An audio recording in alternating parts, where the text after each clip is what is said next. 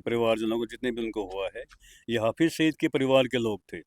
और हाफिज़ सईद गलती हमारे से ये होगी कि जब वो हमारा एयरक्राफ्ट लेके गए और 3 आतंकवादियों को हमने छोड़ा। ये हाफिज़ सईद जो था, ये गुंडा आदमी, ये कश्मीर की जेल में बंद था, जम्मू कश्मीर की जेल में बंद था।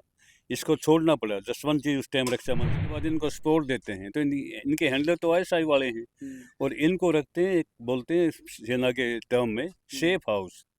ये सेफ हाउस होते हैं कंटोनमेंट के अंदर या कंटोनमेंट के आसपास सिविल एरिया में। वो पूरी आर्मी की सुरक्षा मिलती है उनको। तो ये हाफिज़ सईद जैसे बंदे आर्मी की सेफ हाउस में रखे जाते हैं ताकि इनके ऊपर कोई अटैक ना। मुनीर चीफ पाकिस्तान आर्मी, ये एक इतना पक्का परिपक्व सैनिक नहीं है, मैं ये बोलूँगा। मैं उससे काफ़ी सीनियर हूँ, मैं वो मेरे तो बच्चे के बेटे के बराबर है वो। इतना पक्का सैनिक नहीं है वो। ऐसी ऐसी बातें एक सैनिक नहीं बोलता। उसने जब पाकिस्तान में जो विदेशों में गए हुए पाकिस्तानी हैं उनको बुला के कॉन्फ्रेंस करी थी हॉल में। उस कॉन्फ्रेंस में कहता है कि मुसलमान तो अलग खून है, हिंदुओं से हम अलग हैं, हमारा हिंदुओं से कोई मिलना जुलना नहीं है, हम तो अलग ही कौम है, हिंदुओं को ख़त्म कर देंगे। ऐसी चीज़ें जो सैनिक बोलता है, जो सेनाध्यक्ष बोलता है, उसका मतलब वो सेनाध्यक्ष पक्का नहीं है। बाकी जहाँ तक पानी रोकने का सवाल है, मैं हकीकत में ये बयान करता हूँ कि पानी रोकना आसान बात नहीं है, कहना आसान है। झेलम का पानी रोकना, तो उसका इंडस का पानी रोकना बहुत मुश्किल है। झेलम का कुछ हद तक रुक सकता है, चिनाब का में तो बंद बना हुआ है, उसका कुछ हद तक 40% 30% रुक सकता है। 0% पानी पाकिस्तान में जाए, ऐसी कोई भी व्यवस्था हम फिलहाल 5-10 साल में नहीं कर सकते। पानी जाएगा ही, बाकी खून बह जाएगा, ये बह जाएगा, ये तो स्टेटमेंट देनी होती है। हर आदमी देता है, हर सैनिक देता है, हर इनके नेता भी देते हैं। हमारे नेता देखो क्या क्या देते हैं, उनके नेताओं भी उलझुल बातें करते हैं। उनके एक ने पार्लियामेंट में लेडी एमपी थी कोई, उसने तो बोला कि हम राम मंदिर पे अटैक कर देंगे। तो ये बातें कहने के लिए होती है, ये दिखाने। पंजाब प्रांत की सीएम थी जिन्होंने अब वहाँ पर जो है इमरजेंसी घोषित कर दी है पाकिस्तान, पंजाब में जो हाँ, पाकिस्तान। इमरजेंसी तो होनी है क्योंकि लड़ाई पाकिस्तान पंजाब में ही हो रही है। पंजाब के 2 टारगेट हमने एड्रेस किए हैं, बहावलपुर और मुरीद के। मुरीद के में तो मैंने देखा हुआ है मुरीद के। तो पाकिस्तान में तो इमरजेंसी होनी है क्योंकि मेन अटैक, मेन जो कमसिटी एरिया पाकिस्तान ही है पीओके के बाद। तो इमरजेंसी का मतलब ये है कि कोई इमरजेंसी से कोई ज़्यादा वो नहीं है, हालात अफरा तफरी होंगे। इमरजेंसी का मतलब है कि हॉस्पिटल्स में प्रायोरिटी फौजियों को मिले। बाकी जो तेल पानी है, पेट्रोल, ये जो साधन हैं, ये ज़्यादा से ज़्यादा सेना के लिए मुहैया कराए जाएँ। स्कूल वगैरह बंद कर दिए जाएँ ताकि सेना वहाँ पर आ सकें।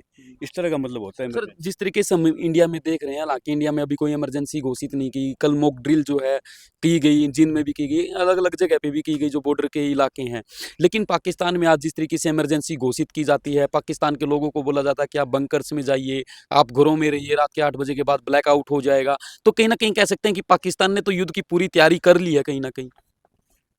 पाकिस्तान जनता बंकरों में जाए, इससे युद्ध की तैयारी नहीं होती। युद्ध की तैयारी सेना करती है, लड़ती है सेना। जनता को तो वैक्यूएट करके पीछे भेज देंगे। ये आमतौर पे ड्रिल होती है सेना की, हमने भी मोबिलाइजेशन किए हुए हैं। जो भी बॉर्डर के 10 किलोमीटर के अंदर अंदर का गांव है, उनको खाली करा लिया जाता है। ऐसी हालात अभी ना तो पाकिस्तान ने शुरू की है ना हमने शुरू की है। गांव को खाली करवाना शुरू नहीं किया गया है। तो मेन जो बैटल इंडिकेटर है, जो लड़ाई का मेन इशारा है, वो ये है कि जब हम जनता को, उनके जो गांव के लोग रहने वाले हैं, उनको खाली करवाना शुरू करें, पीछे भेजना शुरू करें। और उनके जो पैरामिलिट्री फोर्सेज हैं, जैसे हमारे बीएसएफ है, उनकी रेंजर्स हैं बीएसएफ के मुकाबले की, बीएसएफ को हटा के, रेंजर्स को हटा के वहाँ आर्मी आना शुरू हो जाए। यह है लड़ाई का असली इशारा। तो अभी तक वो इशारा नहीं हुआ है कि लड़ाई हो जाएगी। हम मिसाइल चल रही हैं और हम रशिया से SS-400 2 सिस्टम हमने लेके आए हुए हैं और SS-400 यहाँ पे काम कर रहा है। उन्होंने ड्रोन अटैक करे, मिसाइल अटैक करे हमारे ऊपर, अमृतसर के ऊपर करा, अमृतसर एयरपोर्ट पे करा। वो निरस्त हो गए। SS-400 ने उनको फ्यूज़ कर दिया, डिफ्यूज़ कर दिया और हमारे ऊपर वो कारगर नहीं हो पाए। तो ये सिस्टम हमारे पास है। हमारे पास राफेल है, सुखोई है, मिराज है, बहुत सशक्त एयरक्राफ्ट हैं। 2 हमारे पास एयरक्राफ्ट कैरियर विक्रमादित्य है, विराट है, ये हमारे पास है। पाकिस्तान के पास तो एक भी नहीं। जहाँ तक सैन्य तैयारियों की बात है, सैन्य शक्ति की बात है, हम पाकिस्तान से बहुत ज़्यादा आगे हैं, 4-5 गुना आगे हैं। बाकी रहा दोस्तों की बात, दोस्त हमारे भी हैं, दोस्त उनके भी हैं। हमारे पक्के दोस्तों को पता ही है, हमारे हैं कुछ दोस्त, हमने इजराइल है, पर इजराइल तो खुद ही बेचारा फंसा हुआ है लड़ाई में। अमेरिका के ऊपर कोई भरोसा नहीं है। रूस हमेशा साथ देता रहा, हमेशा साथ दिया रूस ने हमारा, रूस के ऊपर हमें भरोसा है। और उनके पास टर्की है, जिसको तुर्किस्तान बोलते हैं आजकल, मलेशिया है, अजरबैजान है, ईरान है, ये उनकी मदद कर रहे हैं। टर्की ने तो अपने हथियार भी भेज दिए, शिप भी भेज दिया है, सोल्जर भी भेज दिए सुना है। तो ठीक है, उससे कोई फ़र्क नहीं पड़ता, हमारी बहुत सेना आ गई। और ये जो बाहर आए वाले भाड़े के सैनिक होते हैं, ये ज़्यादा कामयाब नहीं होते, लड़ते नहीं है ज़्यादा। सर बेसिकली हम देखते हैं जो इंडिया के जो जवान हैं वो कई बार एलओसी क्रॉस कर देते हैं गलती से, लेकिन अब की बार एक जवान अपना एलओसी क्रॉस करके जाता है, लेकिन पाकिस्तान उसको पकड़ लेता है, उसकी तस्वीरें जो हैं वो जारी करता है। लेकिन नॉर्मली जब बैठकें होती थी तो उन सैनिकों को छोड़ दिया जाता था, चाहे वो पाकिस्तान के हों चाहे वो इंडिया के हों। लेकिन अभी तक एक जवान जो है अभी भी पाकिस्तान के कब्जे में है, तकरीबन 13 दिन बीतने को है, आज तक पाकिस्तान ने उसको छोड़ा नहीं। इंडिया क्या कर रहा है सर, क्यों नहीं छुड़वा पा रहा उनको? आप सही बोल रहे हैं, ये बीएसएफ का जवान था हम्म, जो बॉर्डर से भटक गया था, पाकिस्तान के इलाके में चला गया था। हम्म, और इसका सिस्टम होता है फ्लैग मीटिंग, हम्म, कि फ्लैग बीच में गाड़ देते हैं, इधर आके मीटिंग करो। जैसे हम कुर्सी में बैठे हैं, ऐसी ऐसी कुर्सियाँ ले आते हैं, वही मीटिंग होती है। फ्लैग मीटिंग में हमारे डीआईजी गए, एसपी गए बीएसएफ के, उनकी तरफ से एक असिस्टेंट कमांडेंट, एक इंस्पेक्टर, कोई सीरियसनेस नहीं है उनकी तरफ से। उनकी तरफ से फ्लैग मीटिंग में जो आए हैं लोग, वो बहुत ही नीचे नीचे वाले तबके, मतलब ओहदेदार लोग थे।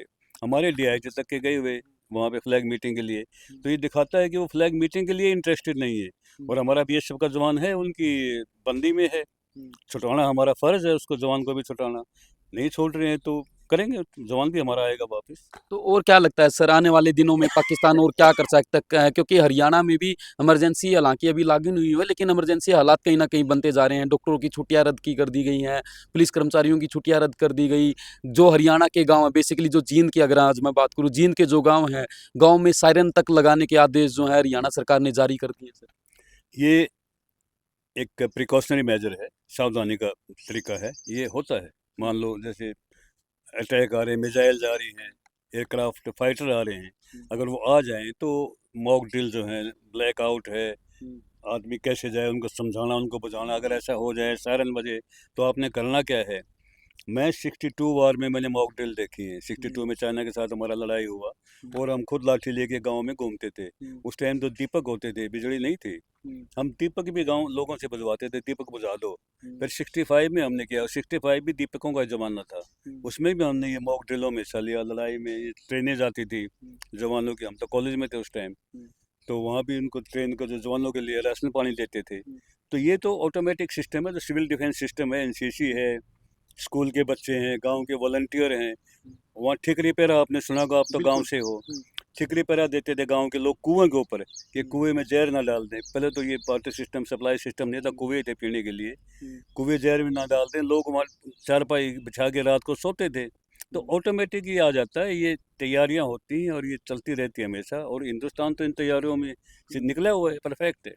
तो सर एक मेरा आखिरी सवाल, अब पाकिस्तान अगर हमला करता है या फिर हम कहें कि पाकिस्तान और भारत के बीच युद्ध वाली स्थिति होती है, तो पाकिस्तान कितने दिन तक भारत के आगे अब टिक सकता है? मतलब जो सैन्य उनकी सेना है या फिर उनके पास जो सैन्य अधिकार हैं, उनके पास जो आर्टिलरी है, सर वो कितने दिन तक की है भारत के सामने टिकने की?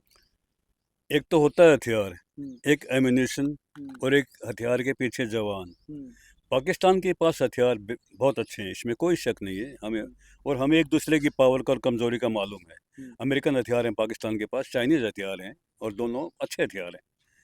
उसके बाद एम्यूनेशन, हथियार में तो एम्यूनेशन डालना पड़ेगा। अगर एम्यूनेशन नहीं डलेगा तो हथियार तो लाठी बन जाएगा, हम्म, निरस्त हो जाएगा, कुछ पैदा नहीं है।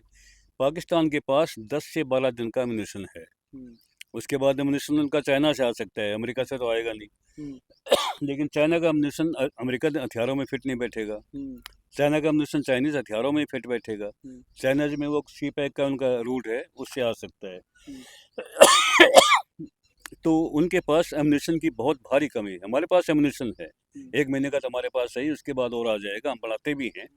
तो हमारे पास एम्यूनेशन की कमी नहीं है।